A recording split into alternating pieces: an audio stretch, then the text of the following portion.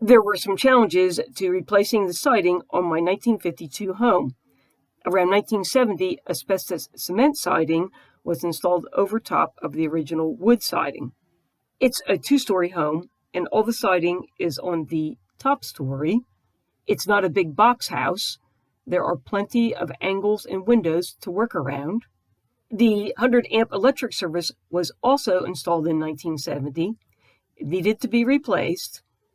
It goes on top of the siding on the back of the house, and its replacement needed to be coordinated with the siding job.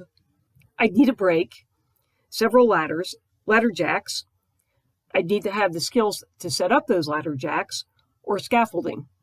The hurdles were too high for me. However, a window of opportunity opened. A friend who has done siding and roofing all his life was willing to help. While he legally couldn't remove the asbestos siding, there is nothing stopping a homeowner from doing it. I measured, made drawings, and estimated the area to be sided to be 546 square feet. I ordered 3 boxes of the best quality 0.046-inch thick siding. I was initially told 2 to 3 weeks of lead time, but it turned out to be about 8 weeks before the siding showed up. Ladders were set up, and I got to work removing the asbestos cement siding. I estimate that it would have cost at least $4,100 to remove the old siding, likely more because it was on the second story of the home.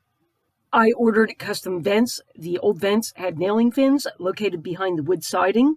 To remove the vents, the fins were cut with a reciprocating saw. The vent for the microwave exhaust was a bit of a challenge. I couldn't buy a vent cover with a J-channel. The 3 old insulators were removed. They were remnants from the original 60-amp service. One of those insulators was used to temporarily hold the service away from the siding until the electrician could install the new 200-amp service. It took 51 hours for the 2 of us to install the new siding, including time to pick up supplies. I stayed on the ground, sawing the siding and handing it up to my friend. I did help with positioning the ladder jacks a few times. For sure, there's an art to setting them up. It would be dangerous work for a novice.